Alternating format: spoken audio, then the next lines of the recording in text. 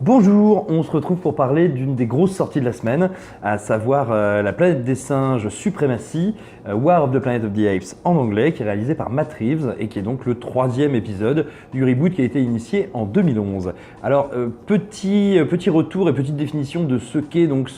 cet ultime volet, qui devrait pas rester ultime très très longtemps. Donc le premier chapitre, on va dire, était vraiment une introduction, c'était peut-être un peu sa limite aussi d'ailleurs, un petit peu comme un pilote de série télé, poser les enjeux, les principes et on va dire le point de vue et les règles de cette nouvelle saga, à savoir une saga qui est, on va dire cette fois-ci dans l'ordre chronologique, il n'est plus question de voyage temporel, on part de notre époque pour aboutir jusqu'à une suprématie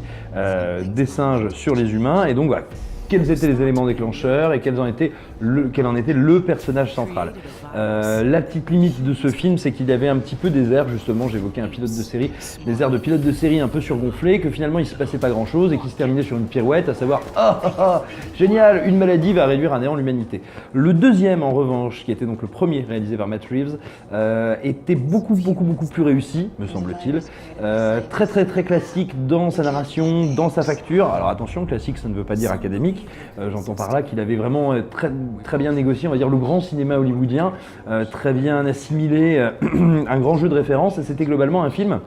qui lorgnait du côté du western, où on va dire les singes auraient remplacé les natifs américains, et surtout, on va dire où le point de vue aurait évolué, et où désormais la tension entre les humains et ce qui pour eux représente l'altérité n'est plus vue avec un œil nécessairement favorable aux humains. Donc ça c'était un truc très intéressant, techniquement le film était absolument incroyable, et donc arrive ce 3e épisode. Alors à nouveau Matt Reeves va s'intéresser à des genres et à des grandes œuvres qui l'ont précédé, et en gros voilà, dites-vous que ce nouveau chapitre qui clôt vraiment l'arc narratif qui avait été entamé avec le premier. Ce chapitre s'inspire énormément donc du pont de la rivière Kwai, de La Grande Évasion, d'Apocalypse Now. On pense notamment au personnage de Woody Harrelson et j'ai envie de dire à la façon dont il est traité à l'image et à comment la photo se modifie, la photographie du film quand il est présent dans une scène. Moi, je trouve ça, il y a un jeu là-dessus qui est vachement intéressant. Et également des classiques comme les 10 commandements, notamment, très clairement, César, plus qu'un empereur romain, c'est un prophète qui guide son peuple. Alors qu'est-ce qui se passe dans War of the Planet of the Apes ou La planète des singes Supremacy? Les mecs qui ont réussi à traduire ça comme ça sont quand même absolument formidables. Ce qui se passe, donc notre ami, on reprend quelques mois après la conclusion du précédent épisode, les fameux militaires contactés par les hommes sont arrivés et traquent désormais les singes dans leur grande forêt aux environs de San Francisco. Et donc après des mois de guérilla, les primates sont à bout de force, sont fatigués, enfin voilà, sont sur le point de se faire bananer, et donc César va essayer de faire le nécessaire pour emmener ses troupes jusqu'à la victoire, et il va se retrouver dans une situation morale extrêmement complexe, c'est-à-dire que lui qui a toujours essayé de privilégier la paix, ou en tout cas le non-affrontement, la non-agression, se retrouve face à un ennemi qui est tellement décidé à l'éradiquer en tant qu'espèce, qu'il va devoir envisager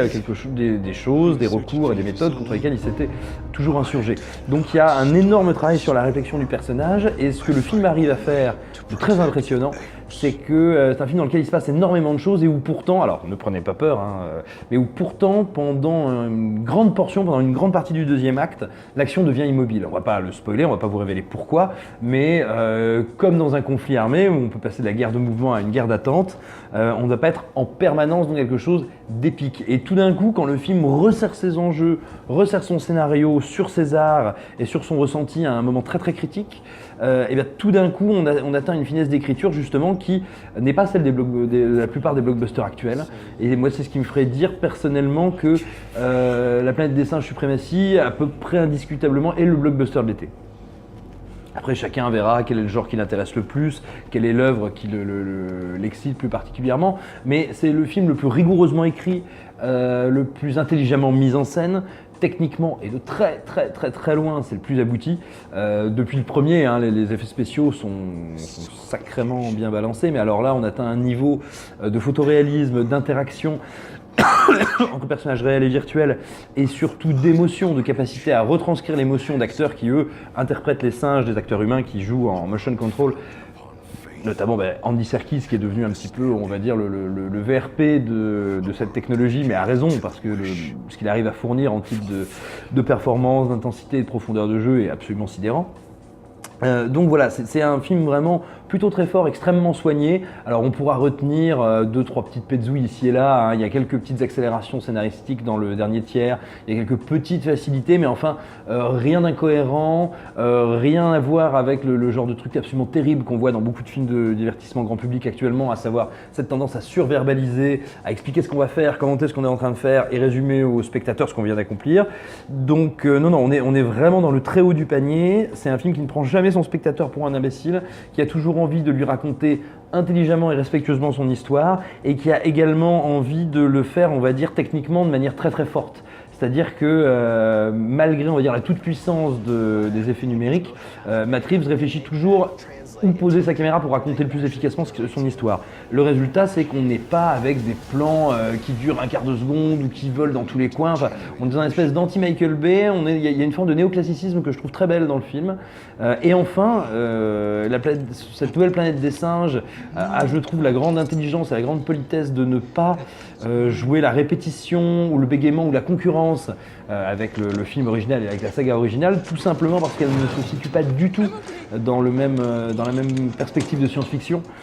et parce que comme on se focalise sur le ressenti, le parcours et l'évolution des singes et non celle des humains, tout bêtement on est face à une mécanique qui n'a pas grand chose de comparable et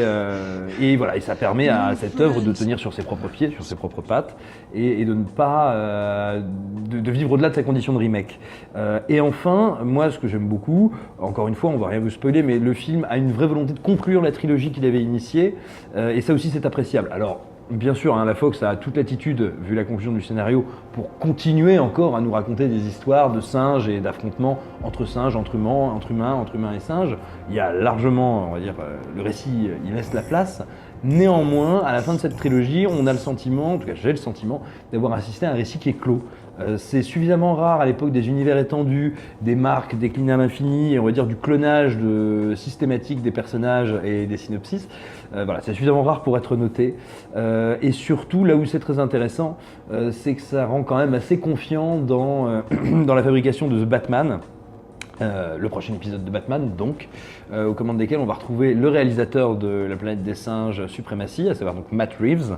qui a priori, semble-t-il, reprend le projet de A à Z, scénario, mise en scène, voilà, même si Ben Affleck reste toujours l'interprète du Batman. Donc voilà, c'est assez rassurant parce que on se dit qu'il va peut-être être capable d'appréhender ce personnage avec son héritage, avec tout ce qui arrive comme background, tout en proposant un divertissement qui soit, on va dire, j'ai envie de dire, à la fois old school, artisanal et très à l'écoute de tout ce que les techniques modernes lui permettent d'apporter au spectateur. Voilà, donc vous l'aurez compris, si vous avez déjà vu Baby Driver, si vous ne savez pas quoi faire et si vous avez un peu trop chaud et que vous avez très envie de voir un film avec des singes et de la neige, ou tout simplement de voir un très très bon blockbuster, et il faut aller voir La planète des singes. Voilà, ça fait très longtemps que je parle, maintenant j'ai soif et je vous conseille de commenter, de partager, de répondre, de vous disputer, de nous insulter, de nous embrasser, de nous féliciter, en tout cas de passer un bon été. Tout ça sur notre page Facebook. On vous embrasse, on pense bien à vous et à bientôt.